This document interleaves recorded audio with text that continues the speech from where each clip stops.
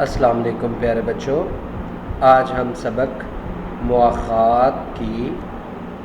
مشق کا سوال نمبر 2، انصار سے کون لوگ مراد ہیں۔ سوال نمبر 3،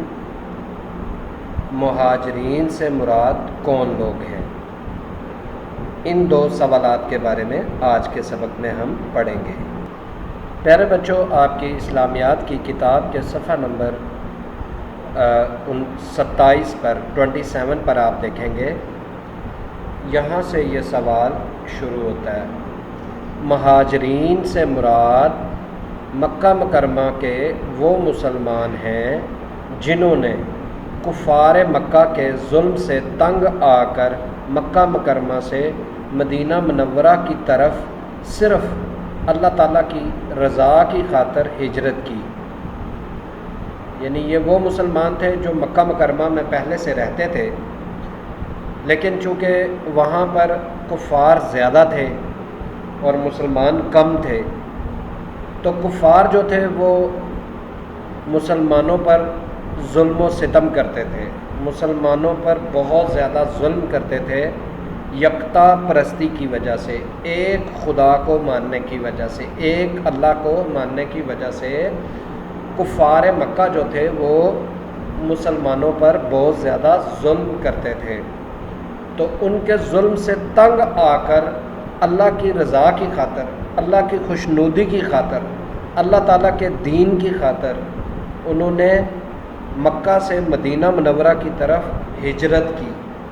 تو جو ہجرت ہے اس کی وجہ سے انہیں مہاجرین کہا جاتا ہے،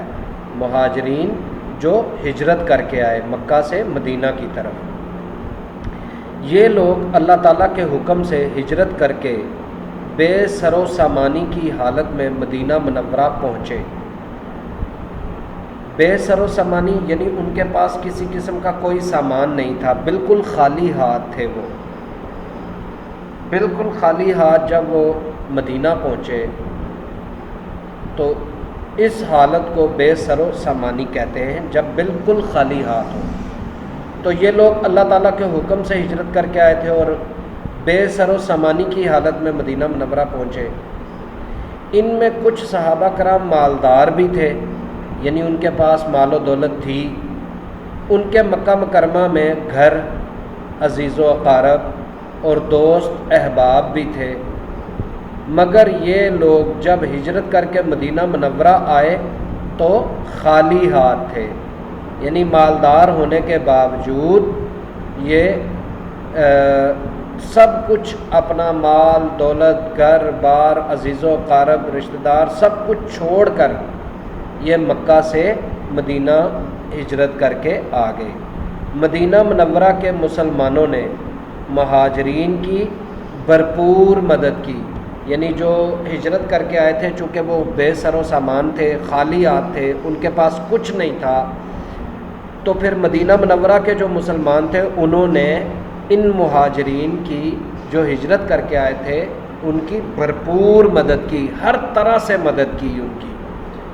اللہ تعالیٰ نے ان لوگوں کو انصار کا خطاب عطا فرمایا، یعنی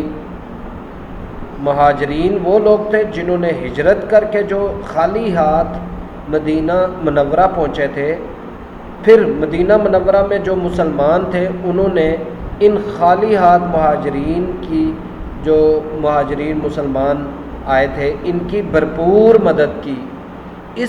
ان کی مدد کرنے کی وجہ سے، اس مدد کی وجہ سے اللہ تعالیٰ نے ان لوگوں کو انصار کا خطاب عطا فرمایا۔ انصار کا مطلب ہوتا ہے مدد کرنے والے،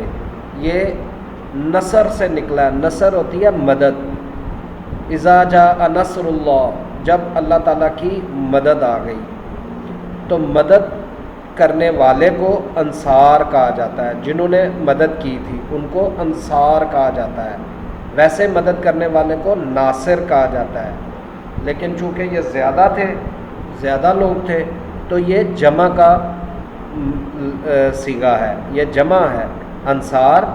ناصر کی جمع ہے، ٹھیک ہے، جس کا مطلب ہے مدد کرنے والے۔ پیارے بچوں، ان دو سوالات کو یہاں تک اچھی طرح سے یاد کیجیے گا، اور جو سوالات آپ سے پوچھے جائیں گے ان کے مناسب جواب منتخب کیجیے گا۔ اللہ